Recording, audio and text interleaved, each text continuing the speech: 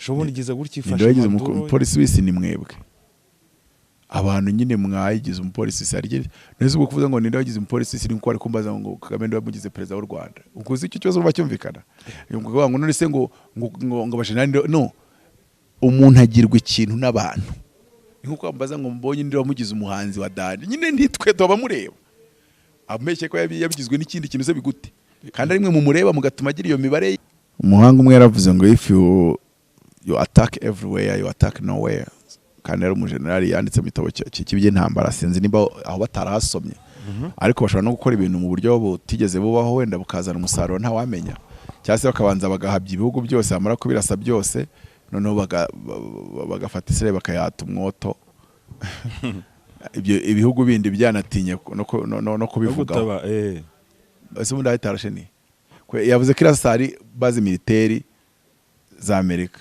uzi ikintu se iriya muruto yahise akora yabanje yamamagana ibitero bya Iran nese wakora iki ko nabo bagira base militeri muri Kenya iriya misiri ya Iran iramutsije muri Kenya ikagwa muri Kenya none ayateye wamugira ute ko ari base militeri ya Amerika kabaye kabisa ayateye wamugira ute wavuze ko adafite ihagera afite igera iburayi akaburingira muri Kenya umugabo muri Iran wavuze ati dufite misiri twajya turasa misiri 800 za buri munsi tukarasa imyaka 5 tudahagaze naba yabeshyaga usanze se n'urugero azifite ariko afite n'ubushobozi bwo gucura ku munsi misiri perimeter kuvuga ngo izo mfite zajya gushira n'ubu namaze kugira indi stock nayo ikajya gushira nabo ngize indi stock bitewe nuko yiyize ariko abantu bari gukeka yuko bari bushirirwe n'abanyamerika na Israel kurenza Iran muri ariya bari nyine muri Gaza na West Bank Amerika yazimariye muri Ukraine ubuzwa ngo ko nyine zifite yazikuye ubundi niziri kurasisha muri iminsi ubundi itubwiye yazikuye zari za nyuma se no zishobora kutabizanyuma ariko izigaranye nkeye nese wagize ngo cyagiye isaba ceasefire wagiye ngo yarakinaga ariko Iran itsinze habaye indi ngaruka nziza ingaruka yo kubona ko Amerika itari ndakorwaho kuko iyo uwambera bikoze bigakoreka n'abandi bahagera abandi ni nkuko abari nkuko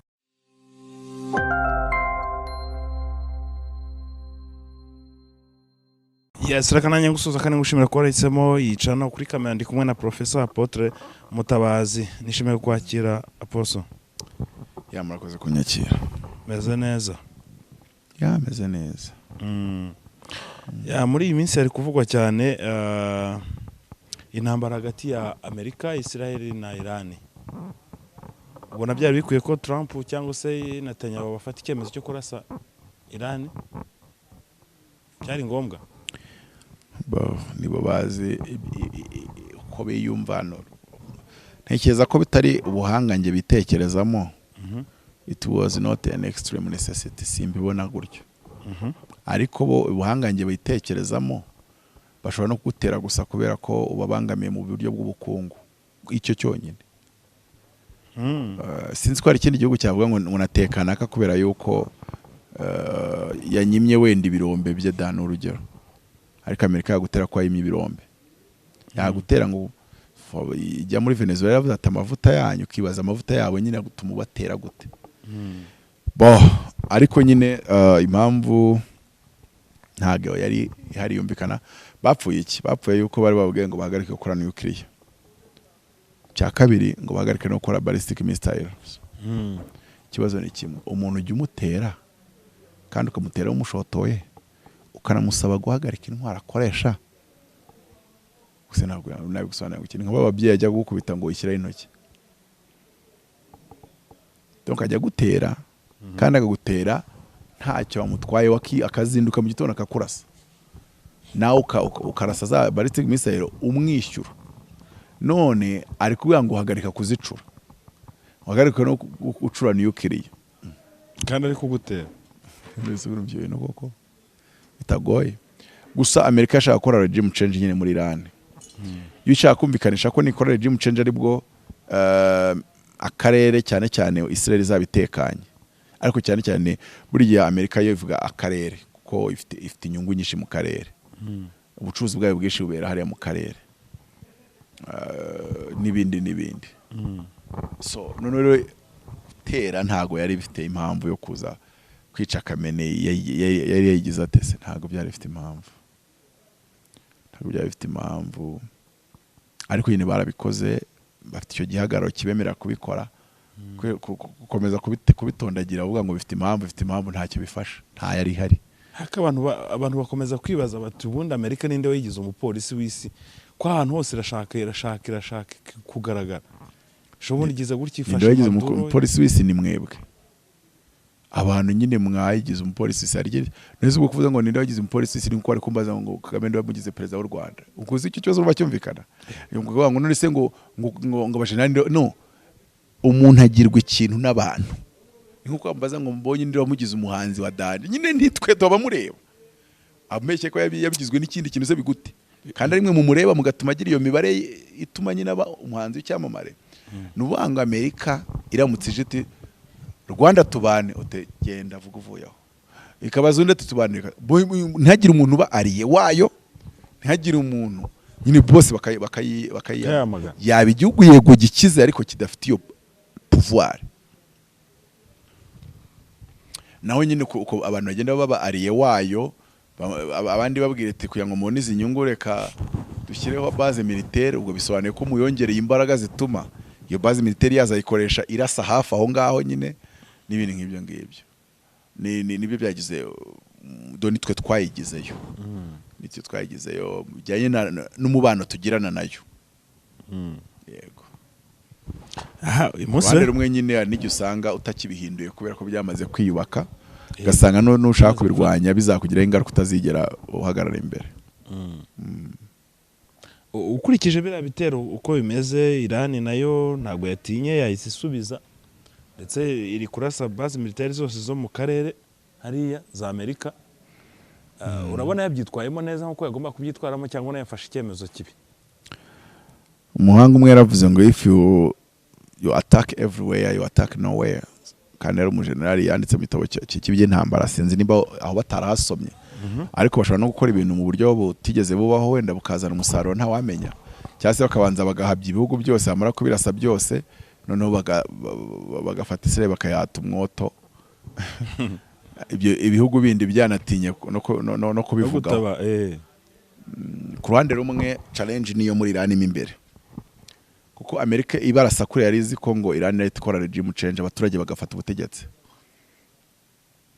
noneho abari bari muri regime ya Khamenei bose bakigirayo noneho uwo Khamenei yaradesinye kazamusimbura niwe wahise akaba bandi magambo urumva ko objective zabo ntizagezweho neza bashaka ko wenda bazabikomeza bakabipushinga mpaka bakazigeraho ariko nge sindi ndashobora ko bafite misile zihagije Abanyamerika none se nyese ntibazimara Ukraine ari izindi zibacuze ejo mu gitondo abanyaburayi nuzi ko bya expose stock zabo ko nta cyari kirimo kuko bohereje muri Ukraine kabiri zitazishira kumbe bari barizeye ngo bari muri NATO birangira nta ntwara bagicura nizo bafite bohereje bari baraziguze muri Amerika donc ibihugu by'Iburayi binakomeye bifite amafaranga ariko byaba byaracitse gucura intwaro bisigaye byibereye muri business gusa urumva rero wanabona n'impamvu Amerika yabwiraga Iran ngo nihagarike gukora ballistic wasanga yari bigatse nimba Iran ifite ballistic missile ziruta izo dufite n'urugero ibintu nibyo n'ibindi nk'ibyo gusa Iran yo ibasha no guhabwa misile na Russia na China nubwo zitazamo kaba kagira mugara kubera ko nabo Putin nawe barabimukoze ntibaza mu ntambara byeruye ariko bohereza intwaro n'into nini kugera nawo boherezo yitabahi za IMS zirazi kumuriro uretse ko Iran nayo yohereje drone kamikaze kuri Putin byumvikana yuko nimba Putin baramuhaye drone kamikaze bambwa ko Putin nta ntwaro yohereje ntago byakunda kuko kigiye waba ugambaniye umuntu nese utazimwereje umunsi bazazimwereza ryari we yarakwereje drone kamikaze kandi zakoze akazi gakomeye ese ko bamaze imisi bavuga ko M23 ifite drone kamikaze yazikuye muri Iran nako mbese cyangwa n'abandi bazicuza nyuma hariye kanca basi imisi bavuga ko hari ukuntu mutakibana neza nesere wasanga shazira kamikaze M23 zivanye muri Iran sha ntabyo nzi ariko reka dukomeze ubona uko kari kagarutse karagaciyeho. Irani yatunguranye kurasa ese ubundi ahita arashe ni yavuze ko irasa ari base militaire za Amerika. Uzi ikintu se iriya muto yahise akora, yabanje yamamagana ibitero bya Irani. Nese wakora iki ko nabo bagira base militaire muri Kenya? Iriya misiri ya Irani iramutsije muri Kenya, ikagwa muri Kenya none ayateye wamugira ute ko ari base militaire ya Amerika? Akabaye kabisa. Ayateye wamugira ute? Wavuze ko adafite ihagera, afite igera i Burayi akabura igera muri Kenya. Nawe ijya kuri map urabona yuko muri Kenya ni hafi ugereranyije no mu Burayi. Reba distance hagati y'Ubwongereza na Iran, urabona distance hagati ya Kenya na Iran, urasanga distance nini ari ijya mu Bwongereza. Nubwo bavuga yuko drone zarashe mu Bwongereza zishobora kuba zitahagurukiye muri Iran. Erega hari Abahuti bahise binjira mu kazi bafunga Mer Rouge. Yego. Iran nayifunga ubunigo bwa Hormuz. Then noneho ibikomoka kuri petrol bitabizamuka 10%. Intambara nitinda kandi biranazamuka byiza nka 20 cyangwa 30%. Kandi ari n'amafaranga menshi cyane. Yego. Ubwo nubwo wenda utakora inyigo ngo umenye ayazamutseho ninde wunguka. Wunguka rero ari usanga nawe ufite inyungu mu kuyenga intambara idahagarana gatoya. Urumva?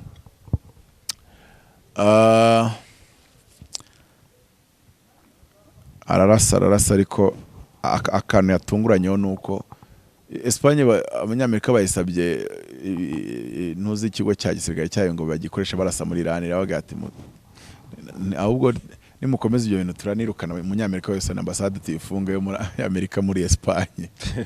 Iravuga ati umva ubyemeye Iran niyo yabarisiganyemo misile ebyiri yazirasi wawe. Kandi nubwo ndashaka kubeshya ariko hari umugabo muri Iran wavuze ati dufite misile twajya turasa misile 800 za buri munsi tukarasa imyaka 5 tudahagaze. Naba yabeshyaga. Usanze se n'urugero azifite ariko afite n'ubushobozi bwo gucura ku munsi misile perimeter kuvuga ngo izo mfite zajya gushira n'ubu namaze kugenda stock nayo ikajya gushira nabo ngize indi stock bitewe nuko yiyize.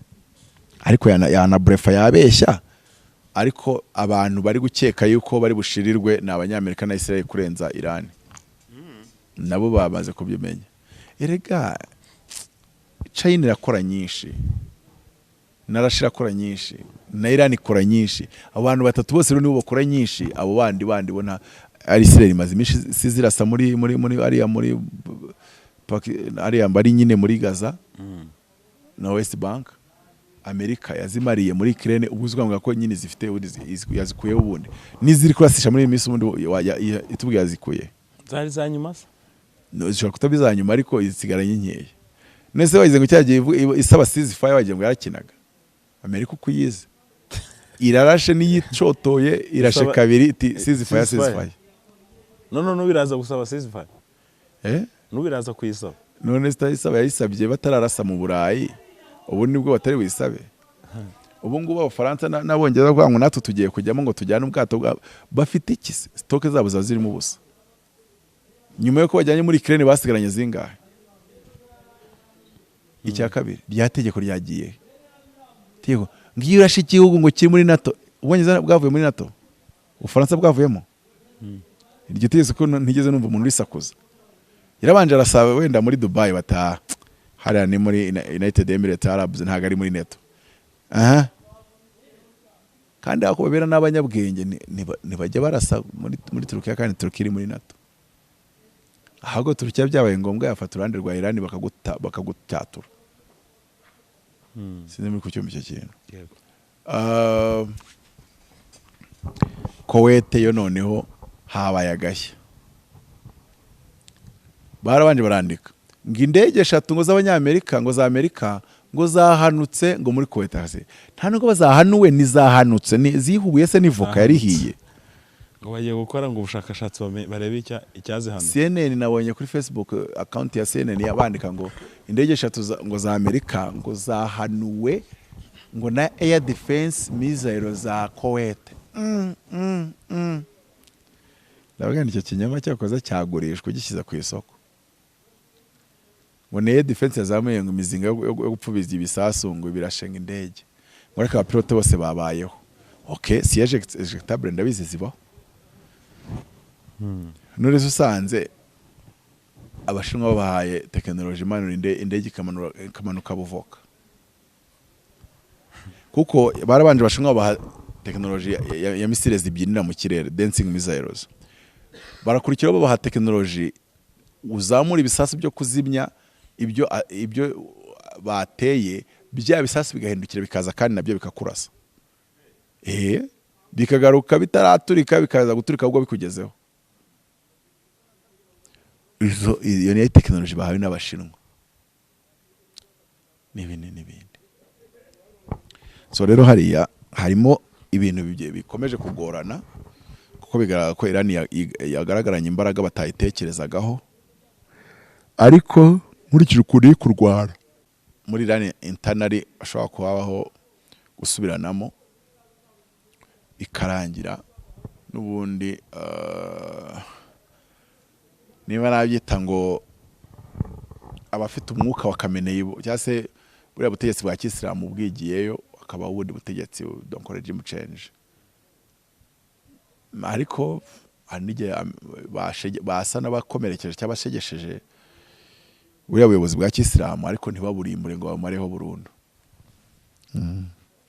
Uribuka ko Trump ajya kurahira rya nakubwiye ngo iki? Nawe ngazarwana na Iran, nawe kwese nakubwiye kuko nabikubwiye, nabishatse mu biganiro twabibona. Navuze ni Trump natitonda cyane mudasenga neza azarasirani kuri iyi manda ya kabiri. Nabikubwiye Imana itanga amakuru, ndabyibuka. Ntabwo ni Trump yurahiye muri kire, niho ntago azaba escalation irenze ihari, ariko azarwana intambara ya Iran. So Imana yabitubwiye. So urabona iyi ntambara ifite ingaruka ki yaba ku isi muri rusange ndetse natwe abanyafrika cyane cyane hano mu Rwanda? Sinakubwira ko essence yiyongeye 10%, se ubwo essence raje bigure kuri 300 cyangwa 400 nibwo urabyumva neza. Ubwo si essence zamutse kawunge bayasigaye, ubwo byose byazamutse kandi hagiye kubaho ubukungu kugwa, bantu kuburara mukanda hafi aho. Ni ibintu mufiririzo nyine bigiye kutubaho kugeza igira ntambara izahagararira. Hormuz acamo 20% ya essence y'isi yose, uretse ko barafungwa ubunigo bwa Hormuz, babona amata atari abanyamerika bakayereka gacaho no muri Mer Rouge nuko. So urumva ko rero ingaruka zo ni nyinshi. Ariko Iran itsinze haba indi ngaruka nziza, ingaruka yo kubona ko Amerika itari ndakorwaho, kuko iyo uwambere bikoze bigakoreka n'abandi bagera, abandi ni nkuko abari nko kubipanya, ugasa abandi bakandiraho nabahera. Bavuze abandi bakandiraho kwema barusirana n'abashinwa, ariko bibaye ntago babisize ubusa. Nkuko waba wigishe mu ishuri ukaba nta munyeshuri utinyuka gusubirikanya nawe, ukabona umwe arabikoze, ubwo urugero warufunguwe. Ngiye nakubwiye by'abafungishe Bishop ngo yaragiye mu isambu ya diocese. Ubwo nyine urugero urufunguye ejo ari gihe bajyana aho, ahubwo ari gihe nawe basanga waragiyemo, cyangwa se uwo muryango ufunguye kongera gufungika biragora. Okay. Reka dukomeze tubirebere hafi, dutekereze ikizavamo, ntawamenya. Amugani wasanga Iran itweretse ko abantu barimo kwikanga baringa. Nabyo byashoboka, ariko ntago abantu twatekereza ko Iran yarasa Uburayi kugeraho n'ibihugu bitinya gukorana na Amerika biri Burayi ko bizi ko Iran yahita birasa. Kabiri, ntekereza ko ari cyo Uburusiya bwashakaga cya Putin yarabirwaye biriya bintu kurasa kuri Iran iri kurasa. Putin yarabirwaye ariko we ntiyabikora. Ariko ntekereza ko abonye mugenzi we wamuhaye drone kamikaze ari we abifitiye umutima wo kubikora kandi ari no kubikora, no kumuha misile zose zishoboka. Abati bandasire. Kabiri, Amerika nayo itekereza yibaze ngo Uburusiya buhaye Oreshnik Iran, twabigenza gute? Ese Uburusiya buhaye Iran intwaro zigera muri Amerika? kerega bitangira ubona ufitiye control ariko se usanze Ukraine mu general wabo yavuze ati ku munsi wa mbere twazamuye misile 300 na drone 10,000 ati twatiri gukoresha second generation technology ati kandi tugiye kuzana third generation technology na fourth generation technology urumva ko ati izo ni intwaro zitararwana na rimwe ku rugamba none usanze bafite misiri igera muri Amerika cyangwa nyinshi zigera muri Amerika ariko barazibitse kubera ko intambara ukuntu ikorwa nta gutangirira hejuru tangira gake gake kugira ngo banze urebe n'ikibuga uko kimeze ku rundi ruhande ariko ntunimareho intuza gutonga iruka nkana umugabo asigara n'izimusubiza inyuma asanga bafite intwaro bizeye tutaramenya bavuga ati niyo turufu yanyu tuzarekura harimo imibare myinshi harimo amahanga kuba yakinjiramo donc bari gukina n'intambara y'isi ya gatatu ovyo ahubwo nabonye na cyane harimo bavuga bati iriya ni intambara ya gatatu y'isi irimo gutangira it depends byaterwa n'iki byaterwa n'iki byaterwa nimba Uburusiya bwinjiramo ko bwinjiyemo byahita bigwa muri Ezekiel ariya ni 3:8 byahita bigwa muri icyo kirere